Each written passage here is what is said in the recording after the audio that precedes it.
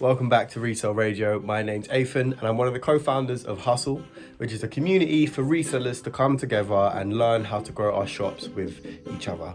Today I'm speaking to Becky from Becky's Bazaar, and she's at a really interesting point in her journey because she's experienced enough that she's got loads to say that can help other sellers, and at the same time new enough to the game. There's loads she doesn't know, so we kind of pontificate, it's a word I've never used before, about what the future could bring and our opinions on how things should or shouldn't be done. So really enjoyed the conversation with her. Check her out, her description, in the description, all the links to her shop and her Instagram. She's really good at Instagram content as well, so particularly take a look at that. And as always, if you want anything to do with Hustle, you can look in the description, and we got the links to all our socials and all the other stuff that we do for you as well. As always, please leave a comment below. It's nothing to do with engagement numbers or anything like that. It's everything to do with learning about what you guys want from our content, what you like, what you've noticed. And we read all those comments and reply to them so we can keep improving and doing better and better for you. Without saying anything else, enjoy the episode. So I listed my first ever item in July 2019, so about a year and a half ago now. I pretty much started the way kind of everyone else starts, really, like selling my old clothes from my wardrobe, really. And I think one item in my wardrobe had like the charity shop tag on it, because I've always been interested in shopping like secondhand from charity shops, things like that. I've never really kind of been one to spend a lot of money on clothes new anyway. So I think one item in my wardrobe had like the charity shop tag on it when I went to list it on Depop, because I just hadn't worn it. And I thought, like, well, I'm going to charge more than what's on the tag because that's kind of what it's worth. So anyway, I uploaded it and it sold in like 2 days or less than that. And that's kind of the moment when I realized like this could be a thing. And at the time I didn't have like my Depop Instagram or anything like that, so I didn't know that people were already doing this. I just like, this was the first kind of inclination that this could actually be something where you kind of buy to resell on apps like Depop. But yeah, that's kind of where it first started. I just listed old items in my wardrobe. They did quite well, and then I just kind of, it went from there, really. So were you always going at it hard from the beginning to kind of get to this point, or did it just naturally emerge over time? I'd say it was like a bit, I went super hard at the beginning, then kind of took a bit of a backseat in the middle, and then took off a bit. So in the beginning, I started it in like the summer after I graduated, or like just after I finished uni. And there was kind of that like immense pressure to get a grad job and know what you wanted to do for the rest of your life, really. And that kind of like just didn't really sit well with me. So I was like, oh, what can I do to kind of delay that in a way? And I knew like I just wanted to make my own money and do something creative. So I just started listing my old items just to make a bit of money. And that's kind of when, as I mentioned, like I noticed that it could actually be a thing. So that summer I kind of dedicated like so much time to it, because obviously I just had nothing else to do, buying to resell. So it was about 3 months, I think, that I was pretty much doing it intensely full time. And then obviously I mentioned I went back to uni to do a master's, and kind of that's when things kind of, I took a back seat a bit. Obviously I had like other things to concentrate on, but yeah, I still did it like part-time at uni and like made a decent amount of money just to kind of get by. I did have a part-time job as well at the same time, so like I wasn't putting as much time as I kind of wanted to into it. And that's kind of like when the first lockdown came around. I think in the middle of that's when I decided to go back at it again and do it 100%. So it was kind of like a U-shape kind of in terms of the effort that I put in, really.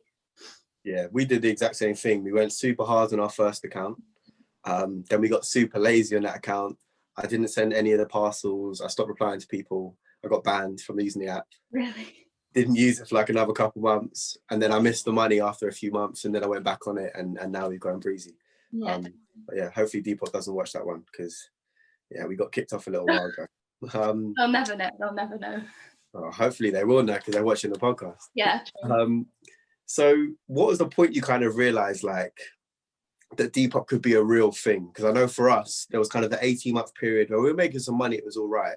And then that month we finally hit like £1.5 grand profit. Yeah. And that's when we realized like this isn't just a little side hustle anymore.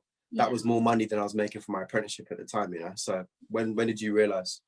I think it was super late for me, just because in my head, like, I don't know if you experienced the same thing, but in my head it just wasn't real. Like I was like, oh no, this is like almost too good to be true in a way. Like, obviously I was putting in like a lot of hours and a lot of work, but it just, the fact that I was in control completely and my own boss, it just didn't kind of feel real. And I think it was my mom who turned around to me and was just like, you do realize that you'd never be making that much in like a grad job or something like that. And I was like, that's crazy. Like, why would I kind of give all of this up and slave away 9 to 5 if I can kind of do this job and make money from it? So yeah, it's still not fully kind of clicked in my head that it could be a possibility. I think like when I finish uni, it might be more of a, okay, this is it now. Like this is kind of like my job. So yeah, I'm still not fully there though. Yeah, I know exactly what you mean when you first start making the money. Like when I was doing that apprenticeship, I was making, I think, like 1,400 a month, and I was working 45 hour weeks. And I realized that in the little 15 hours I spent on Depop, I was making more just selling fucking old night jumpers. I used to be like a project manager at this company that built submarines. I thought, I'm getting paid this much to help build a nuclear submarine. I'm getting paid more to sell like old night jumpers. Like something isn't right about this. You know what I mean? It does take a little while for you to...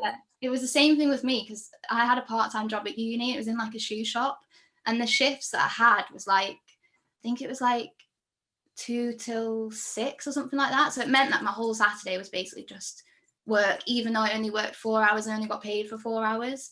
And so I'd sell like 2 things on Depop or 3 things on Depop that week, and be like, why am I wasting my whole Saturday like working for 4 hours when I could just put that 4 hours into Depop and kind of make that money as well? So yeah, completely. So are you happy with Depop? I know I've seen a lot of people, especially lately, wanting to move onto a website. And I had an interesting conversation about it in the morning, which I'll probably talk about in a sec. But what's your view on it? Are you happy with it, or you want to move away? So I'm a bit mixed, but like I love Depop. I think the app is great, and I think I'll always be on it in some way or another. I do think kind of for the future, like I don't want to put all my eggs in one basket. Like just in case anything was to happen, I do think the kind of website route is to go. And obviously I've seen your podcast, like speaking to other sellers who do say that quite a lot of their sales come from their website. And also with the 10% fee on Depop, it would kind of make more sense to list, or at least cross list or list on a website elsewhere, just to try and like avoid that fee as well. But I do love Depop, and I love kind of like the culture and ethos around it. And I love how you can just like the traffic of so many different people. And yeah, so I think I will always continue to list on there in some way or another. But I do think that kind of like moving away and starting a website, like as others, I know other sellers have done that, would be the best for future. Because if I was to dedicate this as my full-time job once I finish uni, like there's nothing to say that I could wake up tomorrow and Depop shuts down, and then that's kind of like everything that I've built is literally just gone. And then what do you do, really? I think like for peace of mind as well, for myself, that it would just make sense to kind of like spread it out a bit.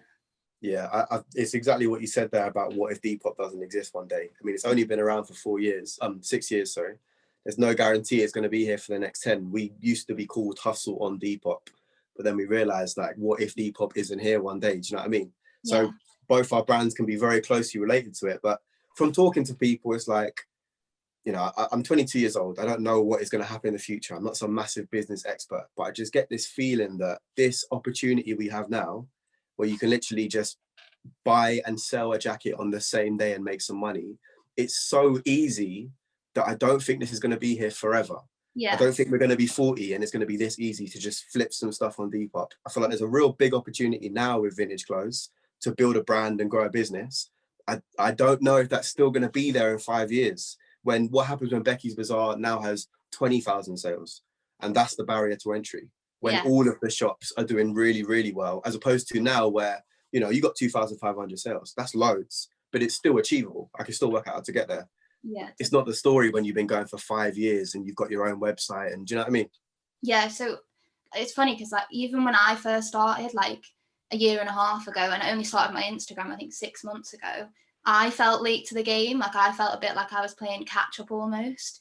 So like looking back on how far I've come, like I don't know how like people who are entering it now would feel kind of thing if they were benchmarking off people who have sold like 20,000 and things like that and got so many like followers and stuff on Instagram and things. So yeah, it's totally true. Like it's only going to get more competitive as people kind of realize what we're doing and get more interested in it and set their own business up as well. So Yeah, yeah. exactly. So I just think that now's the time to kind of take advantage. In fact, I was talking to someone, they said that these kind of mainstream brands like New Look and Topshop and all them, they're starting to set up like little pop-up stores in their shops so Yeah, that people can buy secondhand. So even the big brands are clocking onto the secondhand thing.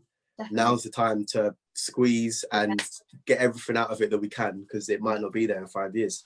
Yeah, and I think the whole like environmental argument is only going to get stronger as well. Like, well, obviously, I think once COVID's over, it's all just going to be like how can we help the planet and how can we be more sustainable? And I think like one of the routes is shopping secondhand and like doing it that way. So I do think that it's only going to get bigger. It's never going to kind of like get smaller. So yeah, I think it is just going to get more and more competitive. So kind of dedicating that time now while I'm young and have that time to building a brand so that I can kind of compete too.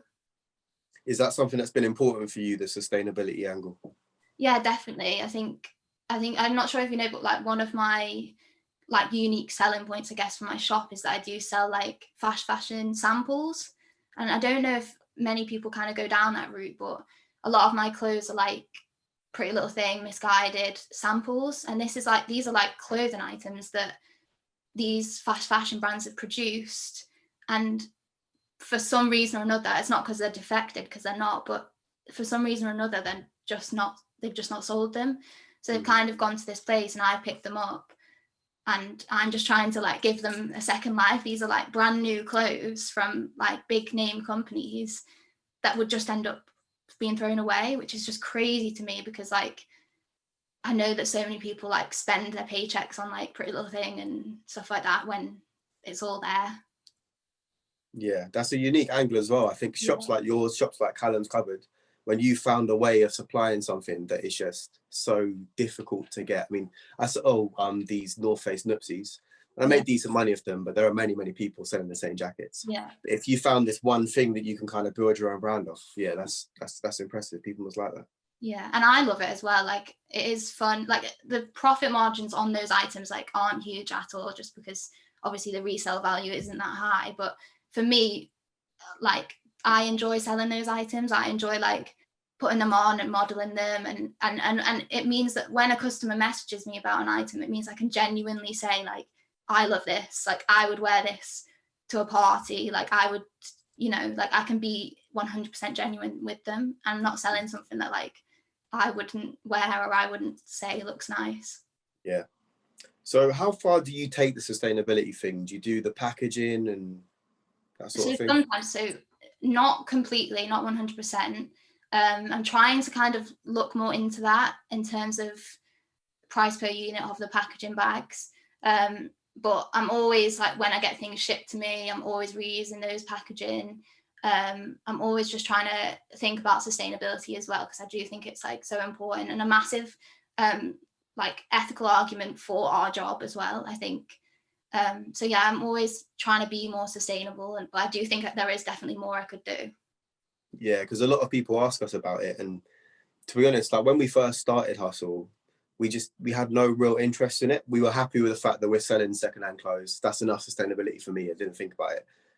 But it's like having these conversations with you and all these other sellers, it slowly starts to seep in. You become more aware of it. Yeah. And the question comes up a lot, like what more can you do to make the shop more sustainable? And it's definitely something I need to look into as well. Yeah, and I think I was exactly the same. So I like just didn't think about the sustainability aspect of it when I first started. But like when you go to source stock and you see like piles and piles of clothes and you're like, wow, like this is a real issue. Like people, like the everyday person doesn't get to see this, so they don't kind of realize. But like the mass production of like clothes nowadays is just, it's crazy. And I think when you see that in real life, it does kind of like click with you. And then you go onto Instagram and like other sellers are kind of mentioning the same thing, and it is just crazy to think like people aren't aware as well. Yeah, completely. I think it's one of those things where it's like you said, until you see the clothes in front of you, you don't really doesn't really register what is happening. But I think I saw something like 10% of all global emissions are just from clothes. Yeah. A tenth of every, that's a fucking lot for one industry, you know? Crazy, yeah. And I believe it as well, because it's just like people like love to spend money, and like obviously clothing can just be delivered directly to the house, so it's just at a click of a button. It's just so easy. Right, thinking back to Becky's Bazaar then.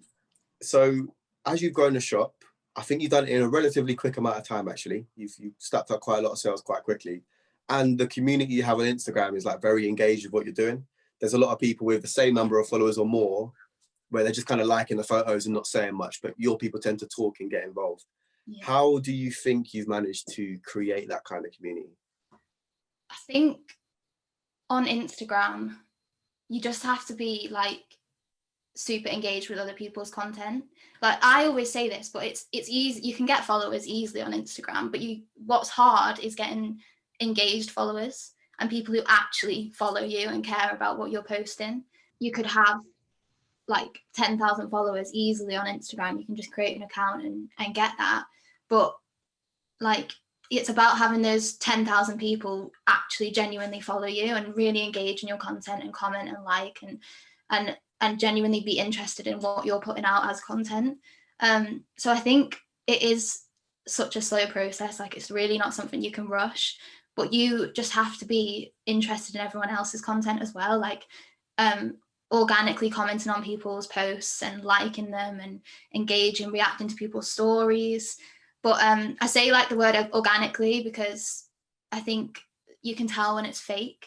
So like how I do it is like if I go down Instagram and I see like a top that I like usually I just like and double tap, but then I'm like, well, why don't I say like what I like about it? Like why don't I comment? Because I know like when I post on Instagram and someone does that to me, it makes me feel good and it motivates me to keep going. So like why don't I just do that to someone else? And someone else might see that comment and go, oh, I'm going to like see what this girl is all about. Like, what is Becky's Bazaar? And kind of click on me and then follow me. And it goes from there. And that's kind of how you keep growing. And like the person who you commented on might, next time you post on Instagram, might go, oh, I really like that. So I'm going to tell her because she told me. So it's kind of like, it works like that. But yeah, just constantly putting yourself out there and yeah, just be nice, be engaged. Yeah, I think what you're saying about other people's content really is the key, because no one cares about your shit until you care about other people's shit. Like I've seen it so much with Hustle. When we first jumped on, me and Nick were saying stuff to the world and a couple people cared. But then when we started caring about what everyone else was doing, like if you look at our story, it's basically just about what other people are doing. Yeah. With like 5% about something that me and Nick actually have to say. It's different with our brand. It's all about shops. But I think the same principle applies. If you're all about what everyone else is doing, one by one, you start to build a relationship until suddenly there's 1,000 people who you've all spoken to first and then want to come back to you. Yeah, definitely. And I think that's what it's all about. Like it is a community as well. So like if you help other people, they'll help you. And I know like when I first started my Instagram, I was kind of scared to put myself out there. I was a bit nervous to like comment on people's posts, like who were like essentially bigger than me. But you literally just, I couldn't recommend anything more than just do it, because like when people comment on my posts, like I genuinely, like it makes me feel good.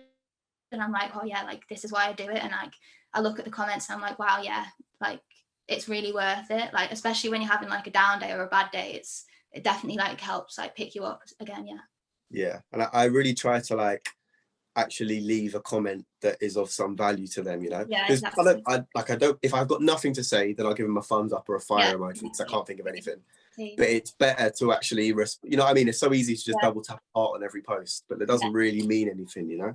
And as well with like the long captions as well, like read them and like engage with the caption. Like if they've asked you a question, like just comment. Like I think I've asked like what's your favorite era of fashion or something like that, just comment like, what is your favorite era of fashion, because I'm genuinely interested in it, and I know other people are as well. So yeah, like read it, engage with it organically is kind of like the way to go though, because people will see that, like if you've just reacted with like an emoji, they'll go, oh yeah, that's great, but like it's not really engagement, is it? So Yeah, I think you're right. What process do you go through for creating your own content? Because I think people struggle to think of new ideas and, you know what I mean, keep it fresh. so this is like the most difficult part, and it does like stress me out a lot. I think like I do put a lot of time into it, like almost as much time as the actual selling part, which is crazy because like it doesn't really make any money like the Instagrams. But for me, it's such a hobby. Like I've always been into photography and creativity, but like the step-by-step process is I'll essentially like go out stock sourcing, I'll come back, I'll go through it all, and I'll be like, so what's like a feature piece here? Like what's like worth putting on my Instagram, or what do my like followers want to see? What will people like react to? So I'll like pick a piece, or I'll pick a few pieces, like if there's a theme. So like I know I've done like a Harley Davidson one in the past because I've got a few like Harley Davidson bits. And people really like to see that. So then I'll pick the items that are in the Instagram, and then I'll like spend a few days like thinking about how I can do it creatively. Like, do I want to do like a model picture or just a flat lay? Like, what can the caption be? So it doesn't come like super easily to me at all. I think I do have to like work really hard at it. But it does just get easier, and you start to kind of like take pictures and you can reuse ones that you've taken in the past. So yeah, it's definitely a lot of work, but like by far worth it to just keep growing the brand. But when you first started putting out that content, did you have a bit of like resistance about putting out your kind of ideas and creativity for other people to judge? I feel like it's, when I first started, no, because I felt like nobody was listening. But now I feel like quite a bit of pressure actually. And I think I'm getting easier with it. I do just need to think though, like it's my account. Like if I think it's a good idea, I'll just go for it and see what happens. But I think you do get to a point where you think, oh, like if my next Instagram flops, like what's going to happen? Like it does become a lot more pressure when I think you know that there's people listening, I guess. Yeah. See, it's interesting you said that, because like for me, when I put that first video out, I hate watching it. I hate listening to my voice. Yeah. Like I'm just sitting there in the fucking camera like this, so stiff and just afraid of being in front of it. Yeah. Whereas I think that's because back then I was measuring my success on how many likes, how many views, how many comments, how much engagement I get. Whereas now I measure it on, did I create something valuable for people? Yeah. And even if only 2 people like that one and 100 more people like the photo of me and a dog, the dog wasn't that valuable. So I prefer the one with the 2 likes. And then it's not about what other people think, it's about what I think. And so I'm just more comfortable with everything now, you know?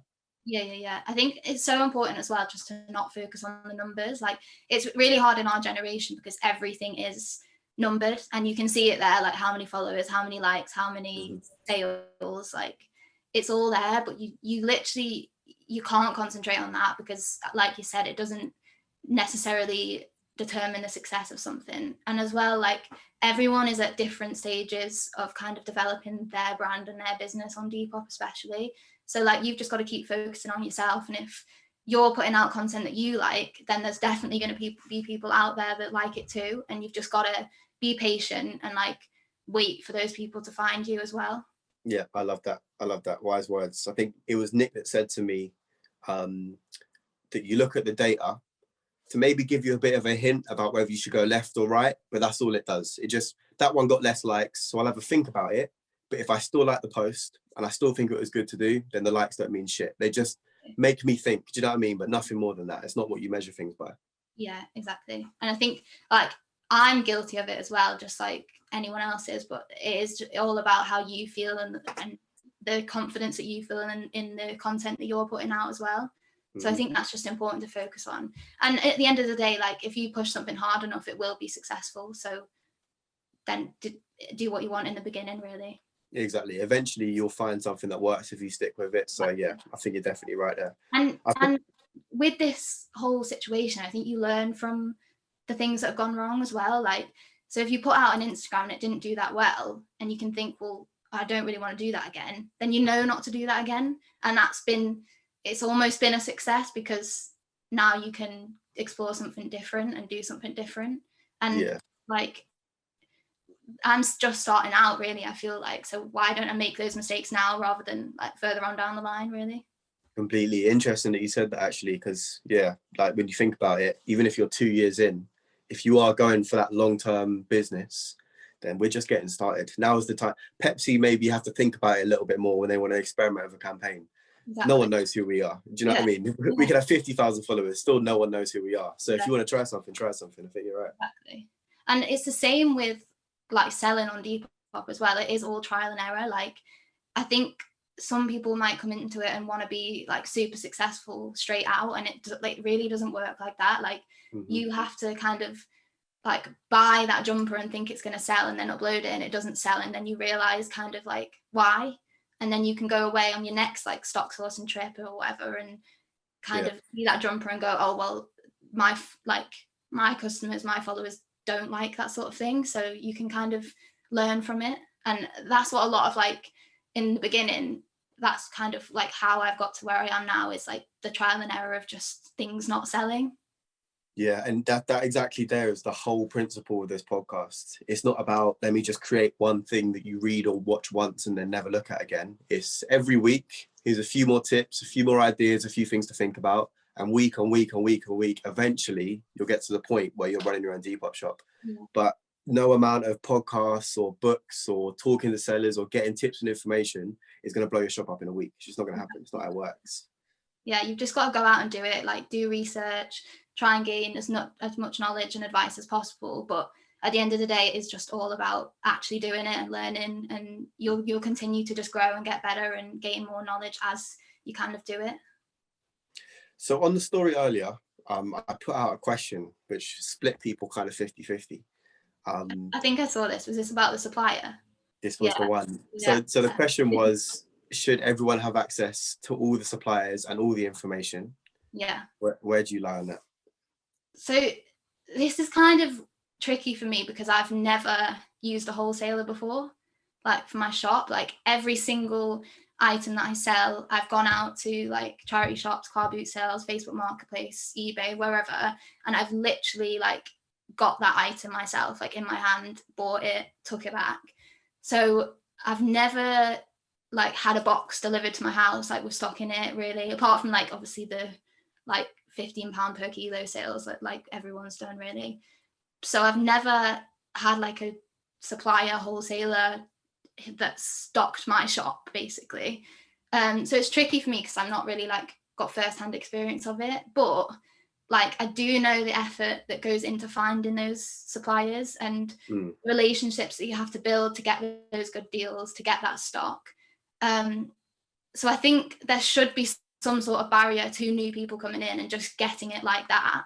But then at the same time, it should be like an accessible thing for everyone. So I'm really split down the middle. I do think that, like, obviously a lot of sellers are rightly so protective of their suppliers and where they get the stock from, because it's like how they pay the bills and how they put food on the table, and it's their job. So if they were to give that information out to new sellers or other sellers, then they're kind of getting less in a way, I guess.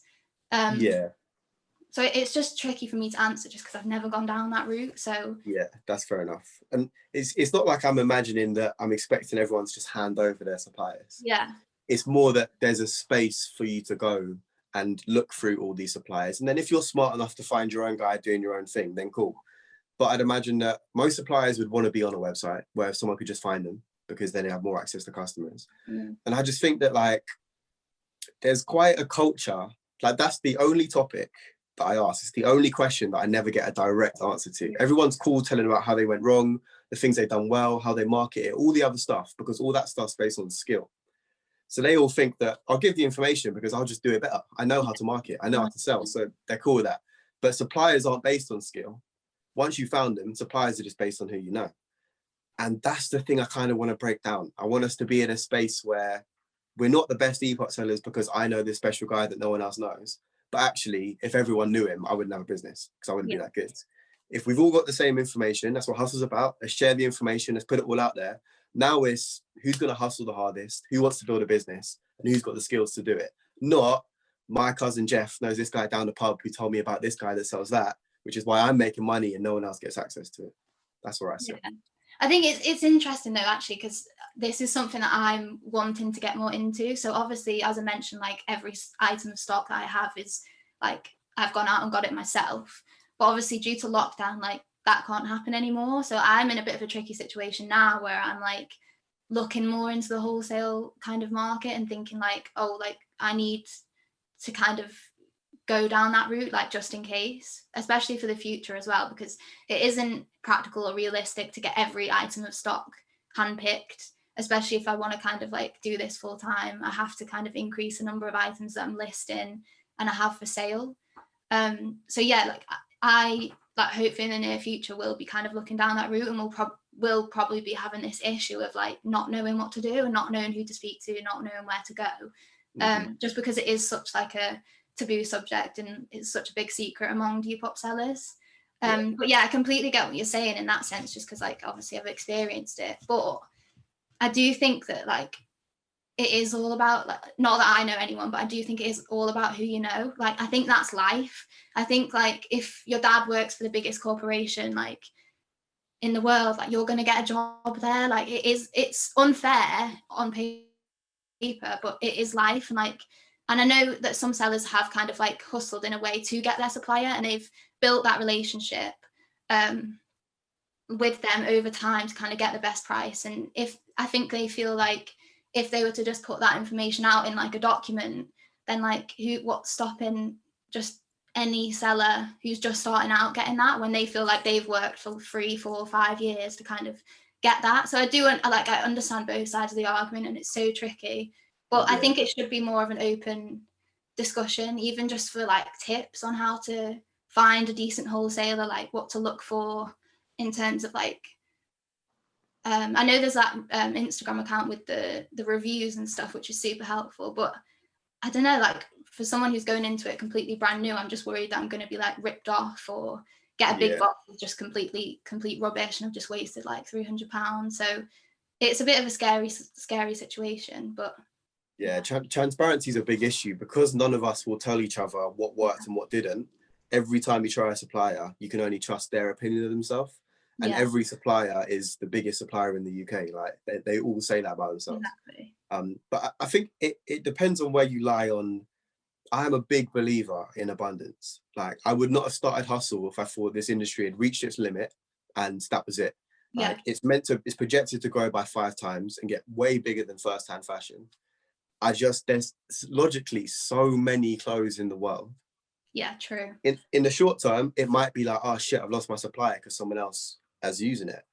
But in the long term, you've now got access to 10,000, 20,000, 100,000 suppliers in countries all over the world, so that you have to hustle in a different way. Because now it's not, I know my one guy, but how do I find the best guy from all of them?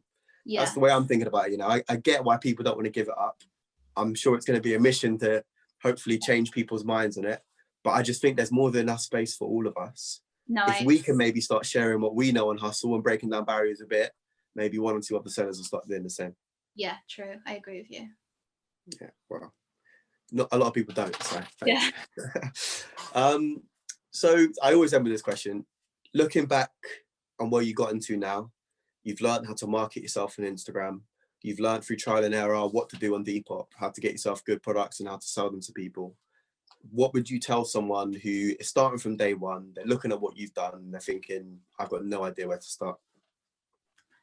I'd say, firstly, don't compare yourself to anyone else. Like, don't look at anyone else's like followers, sales, because you don't know like the amount of years or the amount of work that's gone into that's still yet to come for you. Like you should never like just start out and be that straight away. Like it is a lot of work, and it might seem like it's coming easy to everyone on Instagram and stuff, but it's really not. Like there is a lot of work.